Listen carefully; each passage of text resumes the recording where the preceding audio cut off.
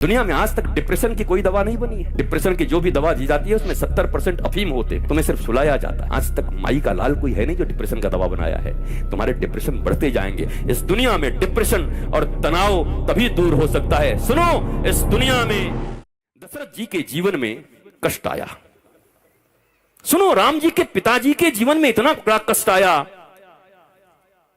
एक बार भूपति मन माही भयो गलानी मोरे सुत नाही। ग्लानी हो, इन्फीरियरिटी। ओ मैं बुढ़ा हो गया, मुझे पुत्र नहीं हुआ, मेरी जिंदगी बेकार हो गई। अब ध्यान देना बेरमो के लोगों, जब दशरथ जी के जीवन में दुख उपस्थित हुआ, कष्ट उपस्थित हुआ, तकलीफ आई, तो एक बार भूपति मन माही भयो गलानी मोरे सुत नाही। तो क्या किए? मौसा घर गयो महिपाला, फूफा घर गयो महिपाला, दोस्त के घर में गयो महिपाला, मंत्री जी के घर में गयो महिपाला, मुख्यमंत्री के घर में गयो महिपाला। कहां गए? एक बार भूपति मन माही भय गलानी मोरे सुत नाही। तो दुनिया में कोई याद नहीं आया। और दशरथ जी क्या किए? गुरु गृह गया तुरत महिपाला, गुरु गृह गया तुरत महिपाला। चरण लागी करे विनय विशाला, विनय विशाला, विनय विशाला, विनय विशाला।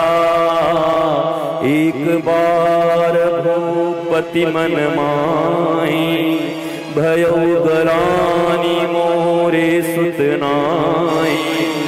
यहाँ वहाँ कहीं गए नहीं महिपाला, गुरु गृह गया, गुरु गृह गया तुरत महिपाला, तुरत महिपाला। और हम कहाँ जाते हैं? क्यों छापड़िया? कुछ गड़बड़ी हो तो साले साहब को पुकारते हैं, साला बताएगा इनको। अब गुरु कहां गए? अब राम जी को तो हम बहुत मानते हैं, राम जी हमारे प्राण हैं, और राम जी के पिताजी जो कर रहे हो तुम करने को राजी नहीं हो। उनके जीवन में ग्लानि उपस्थित हुई, कंफ्यूजन आया, तो उसको कंक्लूड करने के लिए अपने गुरु के द्वार पर गए। और गुरु जी ने कहा, धरहु धीर हुई है सुत, तू एक मांगने आए थे, 4 दे के भेजा। दोस्त के पास जाओगे तो पहले ही इतना रो देगा कि तुमको मन करेगा कि 10 रुपया इसको और दे दे, भले ही तुम उधार में हो। इतने चालू हो गए आजकल से। तुम्हारे जाने से पहले ऐसा रो देंगे, माँ का हार्ट अटैक आ गया, और माँ अंदर में बढ़िया रसगुल्ला खा रही है और समोसा, वो कह रहा हार्ट अटैक आ गया। वो आदमी भी सोचता भाई रहने दे, तू ले ले 20 रुपया हमसे, नहीं चाहिए हमको। गुरु गृह गए तुरत महिपाला, जहां से सार्थक संवाद के द्वारा सार्थक हल मिले। अरे टेम्पररी इलाज से नहीं होगा, ये पेन किलर खाते खाते किडनियां खराब हो जाएंगी तुम्हारी। आज तो बहुत अच्छा लग रहा है, दवाइयां खा रहे हो, थोड़ा सा पेन हुआ, पेन किलर खा लिए, हो क्या रहा है अंदर में पता है? मरोगे पक्का, कोई बचाएगा नहीं। ये पेन आ कहां से रहा है? ये दर्द उठ कहां से रहा है? What is reason behind this? Cause क्या है? तो जो सदगुरु होते हैं वो कारण के ऊपर हमला करते हैं, कारण का निवारण करते हैं। किस कारण से इसके जीवन में दुख आया, उस कारण का निवारण करते हैं। ये दोस्त, ये मित्र, ये परिवार, ये रिश्तेदार, ये नातेदार, ये संसार, ये सब तुम्हें टेम्पररी रेमेडी देंगे, टेम्पररी रिलीफ दे सकते हैं। लेकिन अगर परमानेंट रिलीफ चाहिए, अगर निराकरण चाहिए, फिर जीवन में वो दुख दोबारा ना हो, वो ताप न सताए, तो किसी ज्ञानी सदगुरु के चरणों में जाना और पूछना, हे गुरुदेव भगवान, ऐसा दुख उपस्थित हुआ है, मुझे क्या करना चाहिए? और विश्वास रखना, उन्होंने जो कह दिया उस वचन पर और चल कर देखो। मैं आज भी इस भरे हुए पंडाल में कहता हूं, कोई भी ऐसा करके देखो, तुम्हारे जीवन की समस्या की। और ये कोई चमत्कार नहीं है, he is knowledgeful, he is living master. वो केवल दाढ़ी और चुंदी बढ़ा करके नहीं घूम रहे, वो व्याख्या करने के लिए नॉलेजफुल मास्टर, वेद वेदांत सिद्धांत, जिन्होंने शरीर के साइंस को भी जाना है और जिन्होंने आध्यात्मिक विज्ञान को भी जाना है, material science and spiritual science both, वो दोनों के मास्टर हैं। He is scientist, he is doctor. ये मत समझो बाबा जी आ गए हैं, बाबा जी आ गए हैं। तुम में से जितने लोग बैठे हो, ये जितने भी ग्रेजुएट के यहां विद्यार्थी हैं, तुमको केमिस्ट्री, फिजिक्स, जियोलॉजी और बायोलॉजी तो मैं पढ़ा सकता हूं, पूरी तरीके से बिठा के तुम्हारे क्लास कर सकता हूं। जितने ग्रेजुएट बीएससी के छात्र जितने, सबको पढ़ा सकता हूं। But this is material science. दुनिया में आज तक डिप्रेशन की कोई दवा नहीं बनी है। डिप्रेशन की जो भी दवा दी जाती है उसमें 70% अफीम होते हैं, तुम्हें सिर्फ सुलाया जाता है। आज तक माई का लाल कोई है नहीं जो डिप्रेशन का दवा बनाया है। तुम्हारे डिप्रेशन बढ़ते जाएंगे। इस दुनिया में डिप्रेशन और तनाव तभी दूर हो सकता है। सुनो, इस दुनिया में तनाव में वही हैं जो दो नाव पर हैं। जिन्होंने सदगुरु के एक नाव पर अपना कदम रख दिया, उनके जीवन में तनाव नहीं, आनंद होता है। उनके जीवन में राम होते हैं, आराम होता है, प्रेम होता है, शांति होती है, मस्ती होती है। और ये प्रयोग करो। अरे कॉलगेट का प्रयोग कर लिया, नहीं नहीं, रोज बिलबोर्ड्स पे प्रचार होते हैं, उसको खरीद लेते हो। एक बार सदगुरु भी खरीद लो ना। जैसे मीरा कहती है, माई डी मैंने गोविंद लीनो मोल, मैंने इसको मैंने मोल में खरीदा है, इसको खरीद लिया है गोविंद को। माई पूछी कितने में? बोले खरीद लिया, कहीं जा नहीं सकता, मोल दिया है मैंने।